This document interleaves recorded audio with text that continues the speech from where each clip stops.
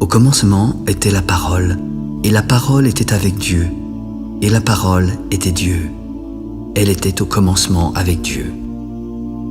Toutes choses ont été faites par elle, et rien de ce qui a été fait n'a été fait sans elle. En elle était la vie, et la vie était la lumière des hommes. La lumière luit dans les ténèbres, et les ténèbres ne l'ont point reçue. Il y eut un homme envoyé de Dieu. Son nom était Jean. Il vint pour servir de témoin et pour rendre témoignage à la lumière, afin que tous crussent par lui.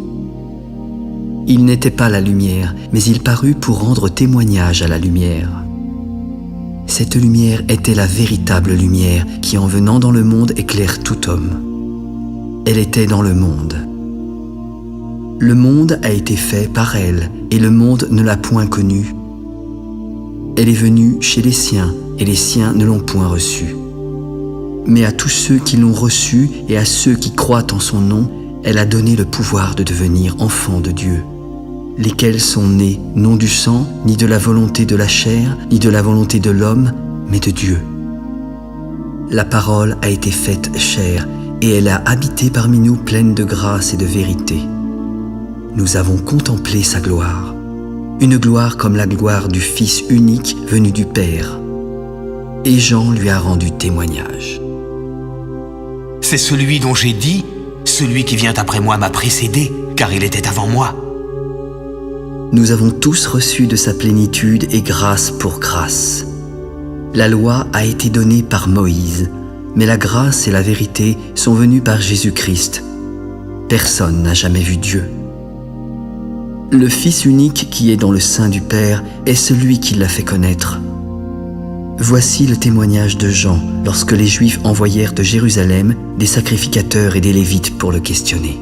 « Toi, qui es-tu ? » ?»« Je ne suis pas le Christ. »« Qui es-tu ? Es-tu Élie ? » ?»« Non, je ne suis pas Élie. »« Es-tu le prophète ? » ?»« Non plus. »« Mais dis-nous qui tu es, afin que nous donnions une réponse à ceux qui nous ont envoyés. Que dis-tu de toi-même ? » ?»« Moi, je suis la voix de celui qui crie dans le désert. Aplanissez le chemin du Seigneur, comme a dit Ésaïe le prophète. » Ceux qui avaient été envoyés étaient des pharisiens, et ils le questionnèrent encore. « Pourquoi donc baptises-tu si tu n'es pas le Christ, ni Élie, ni le prophète ?» Moi, je baptise d'eau. Mais au milieu de vous, il y a quelqu'un que vous ne connaissez pas, qui vient après moi, et je ne suis pas digne de délier les lacets de ses souliers. Ces choses se passèrent à Béthanie, au-delà du Jourdain, où Jean baptisait. Le lendemain, il vit Jésus venant à lui. « Voici l'agneau de Dieu qui ôte le péché du monde. C'est celui dont j'ai dit, « Après moi vient un homme qui m'a précédé, car il était avant moi. Je ne le connaissais pas, mais c'est afin qu'il fût manifesté à Israël que je suis venu baptiser d'eau. J'ai vu l'Esprit descendre du ciel comme une colombe et s'arrêter sur lui. Je ne le connaissais pas, mais celui qui m'a envoyé baptiser d'eau m'a dit, « Celui sur qui tu verras l'Esprit descendre et s'arrêter, c'est celui qui baptise du Saint-Esprit. J'ai vu et j'ai rendu témoignage qu'il est le Fils de Dieu. » Le lendemain, lorsque Jésus passait, Jean était encore là avec 2 de ses disciples. « Regardez, voici l'agneau de Dieu. » Les 2 disciples l'entendirent prononcer ces paroles et suivirent Jésus. Voyant qu'ils le suivaient, Jésus se retourna.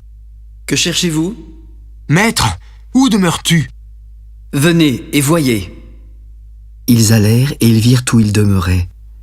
Ils restèrent auprès de lui ce jour-là. C'était environ la 10e heure. André, frère de Simon-Pierre, était l'un des 2 qui avait entendu les paroles de Jean et avait suivi Jésus. Ce fut lui qui rencontra le premier son frère Simon.